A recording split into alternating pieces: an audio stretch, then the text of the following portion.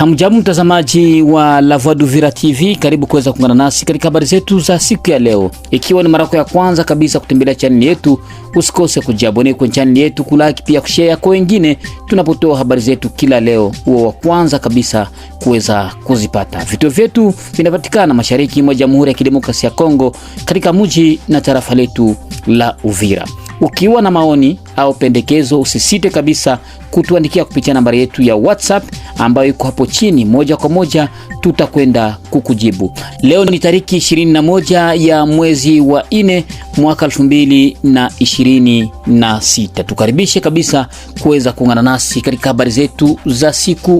Habari zetu ambazo tutakazozungumzia katika siku ya leo, tutakwenda kuzungumzia kabisa kuhusu mapigano ambayo yanayoripotiwa huko katika nyanja za juu, huko katika tarafa la Fizi, hata maeneo ya Pwezero na huko maeneo ya Minembwe. Utakwenda kujua mengi kabisa, na pia habari hizi zinadhibitisha kuwa watu wengi wanaendelea kupoteza maisha kutokana tu na mabomu ambazo zinazorushwa na waasi wa M23.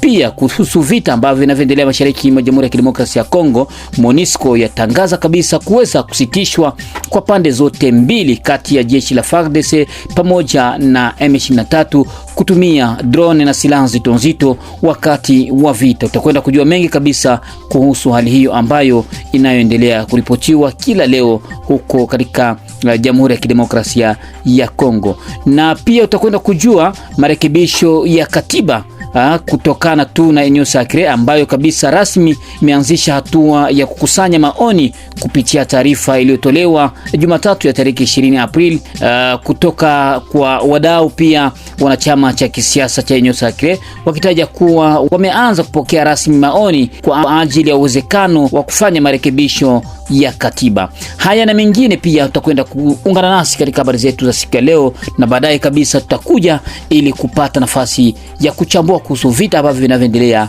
mashariki mwa Jamhuri ya Kidemokrasia ya Kongo. Mtazamaji, usikose kulike pia kushare kwa wengine tunapotoa habari zetu kila leo, uwe wa kwanza kabisa kuweza kuzipata. Tuanze moja kwa moja na tarafani Fizi ambapo kila leo vita vinaendelea kuripotiwa katika tarafa la Fizi. Vifo na majeruhi miongoni mwa raia katika tarafa la Fizi waendelea kuhakikishwa kutokana tu na vyanzo vyetu huko katika tarafa la Fizi. Kupitia hospitali ya pale tarafani Fizi ilithibitisha kuwa imepokea baadhi ya wajeruhi ambao waliotoka kwenye shamba la vita, ambao walioletwa wakiwa mautihuti na wengi wao wakiwa wamepoteza maisha. Watu kadhaa wameuawa na wengine kujeruhiwa kufuatia mashambulizi ya mabomu katika eneo la Fizi, hasa kwenye nyanja za juu katika tarafa la Fizi, Jamhuri ya Kidemokrasia ya Kongo. Jeshi la Jamhuri ya Kidemokrasia ya Kongo kila leo inapigana na waasi wa M23, RDF, Twirwaneho, Red Tabara, Android, hawa wakiwa wanahitaji kushambulia na kuweza kurudisha vijiji vyote ambavyo tayari vimekamatwa na jeshi la taifa, jambo ambalo limekuwa nguvu kwao, na ndio kwa maana kila leo wameanza kabisa kutumia mabomu. Mabomu haya ambayo wanayotumia pia drone, ndege za anga zinaendelea kushambulia, pia zikihasarisha maisha ya raia, wengi wao wakiwa wanakimbia na kuhama makazi yao, wengi wao pia kuumia, ambao wanasafirishwa na kuletwa hadi kwenye hospitali kuu ya tarafani Fizi, na miongoni mwao ambao wanaopona chukuchuku wanakimbilia Baraka. Asisi ya kiraia ama societe civile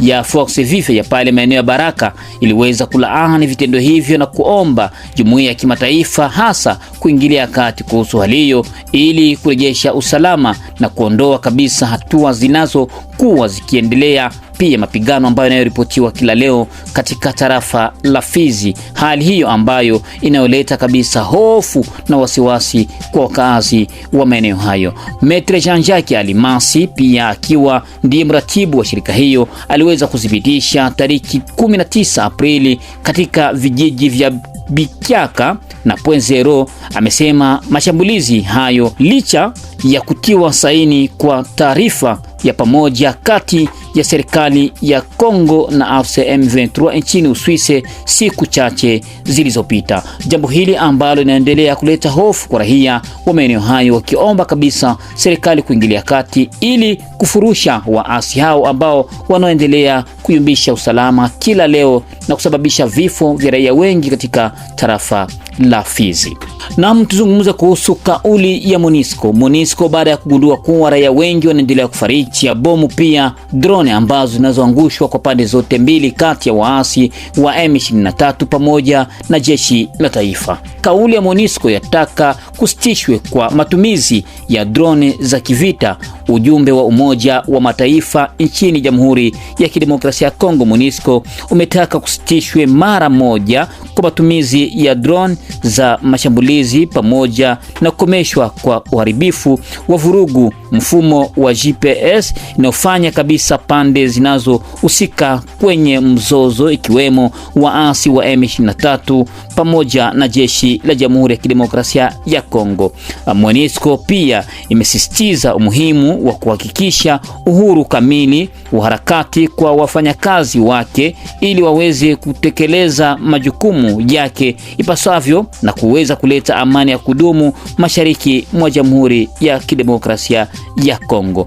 Ujumbe huu umeweka wazi kuwa utaendelea kutoa msaada wake tu endapo masharti ya kiufupi yaliyowekwa yatakwenda kuheshimiwa kwa pande zote mbili, na hii itakuwa ni mfumo mkubwa pia ambayo inaweza kuleta amani ya kudumu mashariki mwa Jamhuri ya Kidemokrasia ya Kongo. Wazi pia kukamilika kupunguza kwa muda mrefu vitendo vya vurugu vinavyoendelea kuripotiwa mashariki mwa Jamhuri ya Kidemokrasia ya Kongo kwa kuzingatia maazimio ya Baraza la Usalama la Umoja wa Mataifa. MONUSCO imeeleza kuwa iko tayari kuhamasisha rasmi zake za vifaa kusaidia mfumo wa ongezeko wa ahadi ya usalama katika eneo lote na pande zote ili ziweze kuridhika kutokana na hali hiyo ambayo inaweza kuleta amani ya kudumu mashariki mwa Jamhuri ya Kidemokrasia ya Kongo. Makubaliano ya kidemokrasia kuwa matokeo halisi yanayoonyesha kuwa mfumo ya raia na kuweza kuleta amani ya kudumu mashariki mwa Jamhuri ya Kidemokrasia ya Kongo. Tukiwa tunaendelea na taarifa yetu ya habari katika lugha bora tukufu la Kiswahili, ndege zisizo na rubani za waasi wa M23 zashambulia vijiji kadhaa tarafani Fizi, maeneo pia ya Mwenga. Hali ya usalama imeweza kuripotiwa kuwa tete kwa wakaazi wa maeneo kwenye milima ya wilaya ya Fizi pamoja na huko Mwenga. Ni baada tu ya mashambulizi ya mabomu ya drone yanodaiwa kutupwa na waasi wa M23 Afsetwigwaneho Android Redi Tabara katika vijiji kadhaa vya eneo hilo. Kwa mjibu wa taarifa kutoka vyanzo vya maeneo hayo, tukio la mashambulizi ya Ijumaa tariki 17 Aprili katika kijiji cha Ange yalisababisha vifo vya watu 6 mkiwemo wanawake pamoja na wanaume. Jambo hili ambalo linaendelea kuleta hofu kwa wakazi wa maeneo hayo. Mashambulizi mengine yaliweza kutokea siku ya Jumamosi kuamkia Jumapili mwaka 2026 katika eneo la Pwenzero. Jumamosi kuamkia Jumapili ya tariki 19 Aprili mwaka 2026 katika eneo la Pwenzero ilisababisha vifo vya watu 5, wanaume 2 na wanawake 3. Jambo hili ambalo linaendelea kuleta hali ya wasiwasi katika maeneo hayo. Wale majeruhi ambao walioumia waliweza kusafirishwa kwenye hospitali kuu ya Fizi ambapo wanaendelea kupata matibabu. Jumapili ya tariki 19 Aprili mwaka 2026 zidi ya nafasi ya kijeshi ya Jamhuri ya Kidemokrasia ya Kongo pia wanaendelea kushuhudia kuwa kunakuwa na bomu ambazo zinazorushwa huko katika maeneo ya Pwenzero, hasa huko maeneo ya Bichumbe. Imeripotiwa pia kuhasiri vifo vya watu wengi sana ambao waliweza kupotea na wengine wao kuweza kuumia kutokana na hali hiyo ambayo inayoendelea kuripotiwa mashariki mwa Jamhuri ya Kidemokrasia ya Kongo. Raia wakiomba kabisa serikali kuingilia kati ili kukomesha hali hiyo ya vita ambavyo inaendelea kuripotiwa kila leo. Kabla ya kujiunga na uchambuzi wetu habari zetu za kila leo, moja kwa moja tuweze kumalizia na habari hizi za kukusanya kabisa maoni kuhusu kurekebisha katiba katika nchi ya Jamhuri ya Kidemokrasia ya Kongo. Ikiwa tunaendelea na taarifa yetu ya habari, ikiwa ni mara yako ya kwanza kutembelea channel yetu, usikose kujiabone kwenye channel yetu, kulaki pia kushare kwa wengine tunapotoa habari zetu kila leo wa kwanza kabisa kuweza kuzipata. Marekebisho ya katiba. Umoja wa Kitaifa waanzisha rasmi hatua ya kusimamia maoni kupitia taarifa iliyotolewa tariki 20 Aprili mwaka 2026 yaliweza kutaja kuwa ni lazima umoja wa Union Sacrée umetangaza rasmi kuanza kwa mchakato wa kukusanya maoni kwa ajili ya uwezekano wa kufanya marekebisho ya katiba. Hatua hii inafuatia harakati mbalimbali zilizoonekana mjini Kinshasa na pia katika diaspora. Profesa Andre Mbata anatoa wito kwa wanasiasa, mashirika ya kiraia pamoja na wataalamu wa sheria kuwasilisha mapendekezo yao mwisho wa 20 Mei mwaka 2026. Kamati ya kiufundi itapewa jukumu ya kuchambua, kuunganisha maoni yote yaliyoweza kuandikwa na wataalamu na kuyaweza kuyafikisha kwa Rais wa Jamhuri ya Kidemokrasia ya Kongo Felix Antoine Tshisekedi, akiwa kama mdhamini wa utendaji mzuri wa taasisi za umma na maendeleo pia katika Jamhuri ya Kidemokrasia ya Kongo. Kwa kumaliza, moja kwa moja tuchambue kabisa habari zetu kuhusu vita ambavyo vinavyoendelea mashariki mwa Jamhuri ya Kidemokrasia ya Kongo, huko maeneo ya Minembwe na maeneo ya Pwenzero, baada tu ya M23 kupata vichapo kabisa siku zilizopita.